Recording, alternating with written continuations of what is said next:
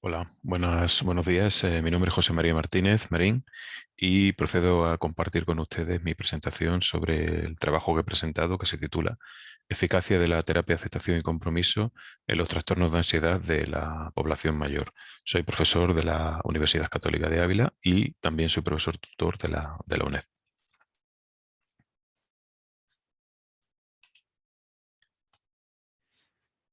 En primer lugar, les presento el índice. Voy a hablar del problema de investigación.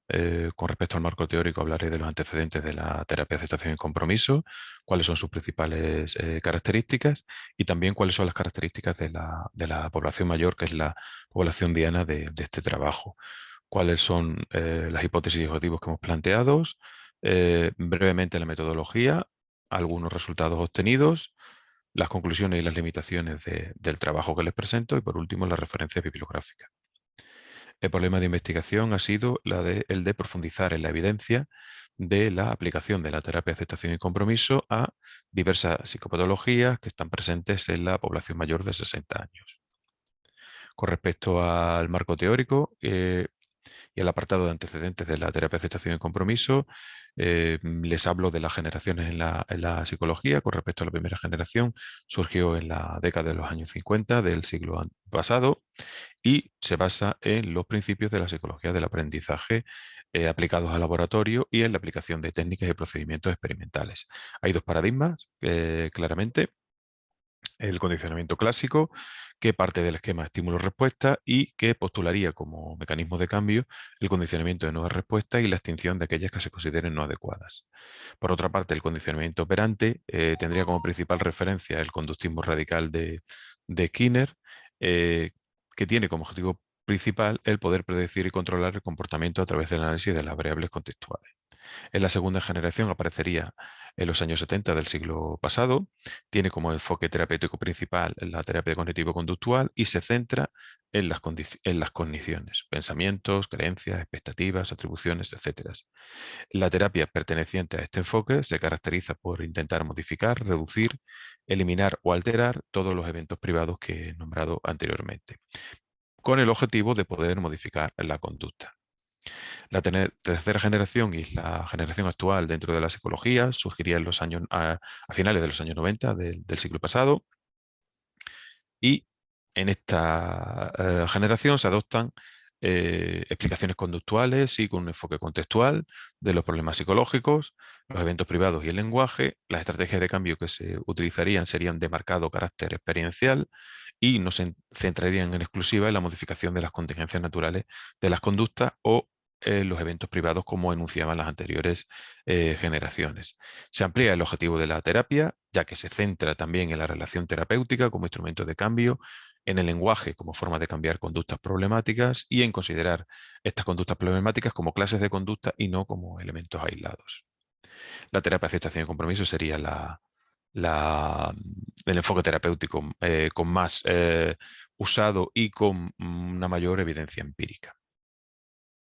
Con respecto a la terapia de aceptación y compromiso, surge a mediados de los años 80 del pasado siglo. Como orígenes teóricos destacan el análisis experimental, los estudios sobre el lenguaje natural de Skinner y las investigaciones sobre las relaciones de equivalencia de Sigman. Se caracteriza por ser conductual, radical, analítica, contextual y funcional. Dos aspectos fundamentales dentro de la fundamentación teórica de la aceptación y compromiso serían la teoría de los marcos relacionales y el trastorno de evitación experiencial. Con respecto a la teoría de los marcos relacionales, sobre todo se centra bueno, en el hecho de que el lenguaje propicia un aprendizaje relacional, haciendo que los objetos con los que interactuamos tengan funciones que no están directamente relacionadas con sus contingencias inmediatas históricas ni con sus características físicas, sino con marcos de equivalencia del tipo es igual que, peor que, opuesto a, etcétera, y con las funciones de los mismos. Serían funciones reforzantes, aversivas, discriminativas, que han acontecido en la historia reciente o remota del individuo. Por su parte, el trastorno de evitación experiencial sería la persistente evitación deliberada de las sensaciones, pensamientos, recuerdos, sentimientos y otros eventos privados que hace que se altere la forma como la frecuencia de estas experiencias, así como las condiciones que las generan. Esto provoca graves limitaciones en muchos aspectos de la vida de las personas. Les resumo las fases de la aplicación de la terapia de aceptación y compromiso. En primer lugar, la desesperanza creativa, cuando se hace ver al usuario en qué situación se encuentra. La segunda fase sería el control, hacer ver al usuario que todas las estrategias que ha utilizado para poder controlar estos eventos privados no solamente no han producido un efecto, sino que han redundado en la cronificación, ¿no? Y y que se haga peor el problema. La solución al final está formando parte del problema. La aceptación, una vez pasado estas dos fases de la situación en la que se encuentra y la búsqueda, ¿no?, de posibles alternativas. El yo como contexto es una fase en la que se le hace ver al usuario que nosotros no somos lo que pensamos, no somos nuestra historia, no somos todo lo que hemos hecho, sino que somos algo más. Clarificación de los valores que el usuario enuncia, ¿no?, como más importantes, y por último, compromiso de actuar en dirección a esos valores. ¿Cuáles son las herramientas terapéuticas? En primer lugar, las metáforas, que serían ejemplos de carácter verbal que relacionarían el problema del cliente con una determinada historia. Las paradojas nos sirven para romper la literalidad del lenguaje y sería, bueno, pues eso, poder mostrar, ¿no?, a nuestro cliente, a nuestro paciente, que hay una contradicción entre la funcionalidad de un determinado evento verbal y aquello que afirma la paradoja. Como ejemplo, les pongo ahí un ejemplo de algo que pedimos y que no es controlable, ¿no? Y, por ejemplo, no tengas miedo a la hora de hablar en público, ¿no? Y por último, los ejercicios experienciales sería una especie de exposición que se hace a los eventos privados, pensamientos, sentimientos, recuerdos y sensaciones físicas, de tal modo que sean vivenciados sin rechazo ni evitación. Con respecto a la población mayor, bueno, pues en primer lugar, definiendo el envejecimiento, sería un proceso natural, complejo, heterogéneo, que produce una disminución o deterioro funcional de algunos órganos y sistemas, una reducción de la velocidad de reacción y de los procesos de percepción sensorial, transformaciones en la apariencia y el desempeño físico, una disminución de la oportunidad de relaciones interpersonales y un cambio en las percepciones de los demás, las autopercepciones y los roles que el individuo desempeña en su comunidad. ¿Cuáles son las aportaciones de la psicología para que este proceso de envejecimiento sea lo más exitoso posible? En primer lugar, pues una función de pedagógica o didáctica, ¿no? Dar a conocer a la sociedad y a los usuarios los cambios que lleva consigo el envejecimiento para poder suprimir las creencias erróneas. En segundo lugar, entrenar en estrategias que puedan compensar aquellos déficits que hemos nombrado anteriormente, promover y reforzar la autoestima y la expresión de efectividad y potenciar el interés por un aprendizaje continuo de contenidos adaptados a las condiciones físicas y psicológicas de cada persona. ¿Cuáles son las hipótesis y el objetivo que nos hemos planteado? En primer lugar, bueno, pues si son efectivas las aplicaciones de la terapia de aceptación y compromiso en las psicopatologías presentadas por la población mayor.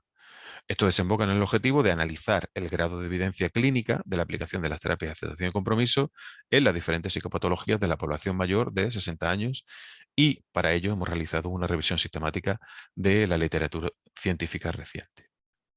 Esta revisión se ha realizado en las bases de datos que ustedes pueden ver ahí, que son algunas de las más conocidas a través de las cadenas que ven ustedes ahí. Y las áreas de búsqueda fueron la psicología, la medicina, la neurociencia, la psiquiatría, la gerontología y las ciencias de la conducta. Como ven ustedes, ahí está todo el proceso de cribado de todos los artículos. Al final fueron seleccionados 10 artículos y los criterios de elegibilidad para esos 10 artículos fueron la terapia de aceptación y compromiso como tratamiento único principal, que sea un caso o una muestra que tenga un diagnóstico clínico. Las muestras tienen que tener una edad superior o igual a 60 años, los artículos tienen que estar en inglés o español y tienen que ser de libre acceso. Les presento algunos gráficos de resultados principales. En primer lugar, como ven ustedes, la procedencia de los artículos. Hay una mayoría de artículos del Reino Unido, una mayoría también de artículos europeos. Hay 6 artículos con respecto perdón, 7 artículos con respecto a los 10, y también destacan que hay 3 artículos de Estados Unidos. Con respecto a las muestras, una amplia mayoría, ¿no?, de muestras de hombres con respecto a las mujeres. Hablando de las publicaciones y factores de impacto, pueden ver ustedes ahí todas las revistas de donde salen los artículos, con factores de impacto mm, medianos, grandes, y todas las revistas que ustedes ven ahí están en el primero o el segundo cuartil. ¿Qué problemas se han tratado en la revisión? Bueno, pues dolor crónico, depresión y ansiedad y trastornos de ansiedad generalizada. Como ven ustedes, hay un cuadro de resumen bastante amplio, ¿no? de todo lo tratado en cada uno de los artículos y centrándonos en los aspectos un poco de ansiedad, bueno, pues hay en el artículo de Davison, Epistal y Ramsey no hay una disminución con respecto a la ansiedad. Eh, sí nos encontramos con alguna disminución con respecto a algunos otros aspectos de ansiedad, sobre todo de ansiedad social.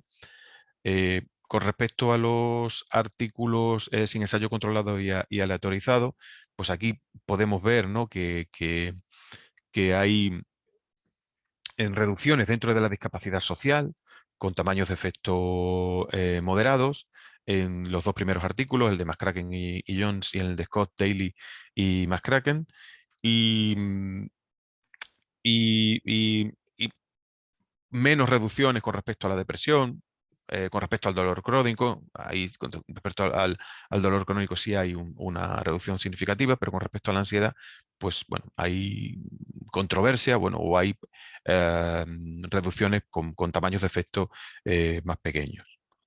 Con respecto a las conclusiones, bueno, si nos centramos principalmente en la ansiedad, pues podemos ver, ¿no?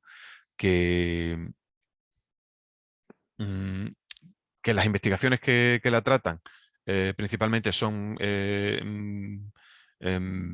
estudios experimentales, no se encuentra mejoría en ninguno de los dos estudios experimentales con respecto a la sintomatología ansiosa y hay una sobre sí lo que encontramos es lo que yo decía anteriormente, ¿no? Una reducción de la preocupación, ¿no? El grupo tratado con A, también reducción en la ansiedad social, también lo hemos visto, pero los cambios en estos artículos experimentales no se mantienen después del periodo de seguimiento.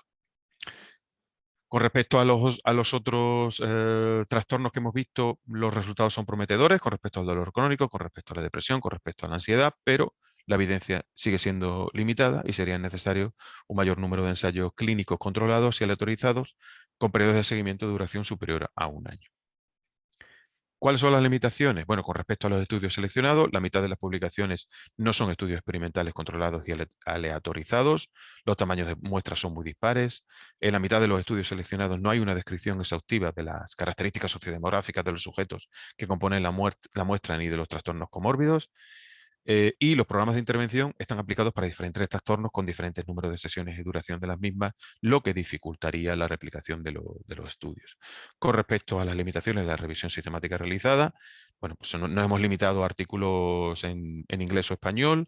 Los artículos necesariamente tenían que ser accesibles a texto completo y sobre todo el no haber podido disponer de más revisores que podría afectar a la hora de la evaluación de la pertinencia de los estudios seleccionados. Les presento a ustedes también las bibliografías de todo lo que he utilizado en esta presentación y únicamente darles las gracias y ponerme a su disposición para cualquier pregunta, duda o aclaración que necesite. Muchas gracias.